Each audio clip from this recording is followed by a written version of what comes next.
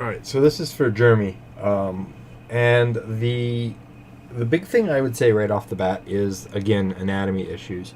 If we're looking at this and drawing kind of your base idea, so you've got your head, and I'm just gonna make this a little bit bigger. So you've got your head here, and the problem is the head's kind of leaning, which is fine, but the neck would still kind of fall in that same area, and so stretching your head like that and then pushing forward.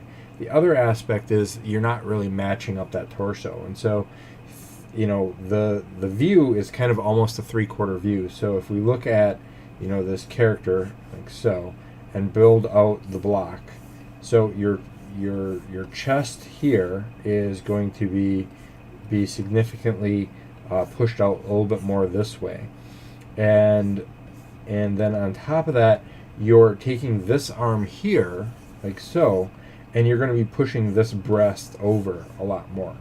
And so, just looking at anatomy, getting the right picture will solve a lot of those issues. And then, so, something like this is probably the way you want to have it.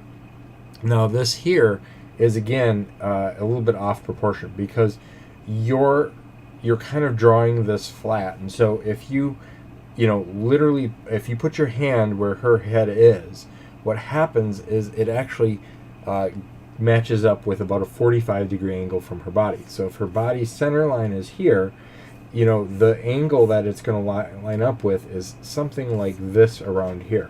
And then on top of that, you've got the pectoral muscle here, or the shoulder muscle here, and then the bicep kind of coming forward like so. And then there's going to be a lot more overlap with the bone structure, kind of putting it like so. And so just being aware of that kind of proportions is going to make it look a little bit, it's going to clean up that aspect a lot more. And so you've got the right idea going on. It's just the ultimately, kind of the proportions are off. Your rendering looks okay.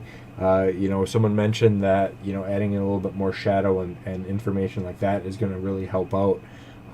And so adding in just simply, let's go with kind of a colored moonlight here. So simply adding in kind of this tonal value here of putting in that character, and you can see I'm just kind of building real quick.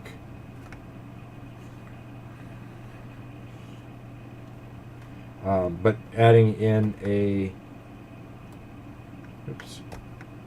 we go. Adding in a real quick kind of